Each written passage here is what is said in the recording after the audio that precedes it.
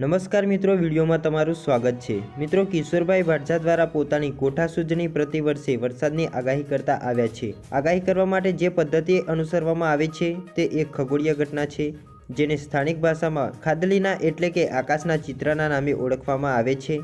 આ માટે ચૈત્ર સુદ પાંચમની રાત્રે સર્જાતી આકાશમાં ગ્રહોની સ્થિતિનું નિરીક્ષણ અને અભ્યાસ કરવાનો હોય છે। આ નિરીક્ષણ પદ્ધતિમાં કૃતિકા નક્ષત્રના છોકરા તરીકે ઓળખવામાં આવે છે। રોહિણી નક્ષત્ર માલના ગાડાથી ઓળખાય છે। ચંદ્રને વસિયત એટલે કે વેપારી કહેવાય છે। મૃગશીર્ષ નક્ષત્રને રખેવાળ તરીકે ઓળખવામાં આવે છે। કિશોરભાઈ આગાહી કરી છે કે વાવણી લાયક વરસાદ ક્યારે થશે? તો મિત્રો, વાવણી લાયક વરસાદ એટલે કે સાર્વત્રિક વરસાદનું ચોમાસું એક અઠવાડિયા પહેલા 12 જૂને થઈ શકે છે। ગુજરાતમાં તોફાની બેટિંગ સાથે ચોમાસાનું આગમન થશે।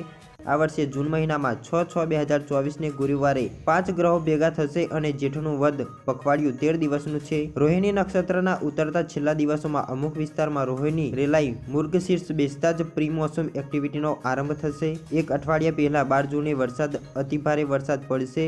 ઘણા વિસ્તારમાં વાવણી થઈ જાય પછી 15 જૂન ચોમાસું નબળું પડી જશે। વધુમાં તેમણે જણાવ્યું કે સાર્વત્રિક વરસાદનો રાઉન્ડ ક્યારે આવશે? અષાઢ સુદ પાંચમથી પૂનમ સુધી 11 જુલાઈથી 21 જુલાઈ સુધીમાં સાર્વત્રિક વરસાદનો રાઉન્ડ આવી શકે છે। આ રાઉન્ડમાં નદી નાળા તળાવ છલકાઈ જશે। પુનર્વસુ નક્ષત્રમાં અડધેથી ચોમાસું જામશે। પુષ્ય નક્ષત્ર ઉતરતા નાનકડો રાઉન્ડ રહેશે। આશ્લેષણ નક્ષત્ર કોઈક વિસ્તારમાં હળવો રાઉન્ડ અને જન્માષ્ટમી નજીક 16 ઓગસ્ટથી વધુ એક મોટો રાઉન્ડ આવશે। ભાદરવી પણ ભરપૂર વરસાદ થતા અમુક વિસ્તારમાં લીલી દુષ્કાળની સ્થિતિ જોવા મળશે। કોઈક વિસ્તારમાં અતિવૃષ્ટિ અને પછી હાથીઓ ગર્જના કરીને નેઋત્યના ચોમાસાની વિદાય લેશે। જોકે ચિત્રા નક્ષત્રમાં માવઠું થવાની શક્યતાઓ પણ છે।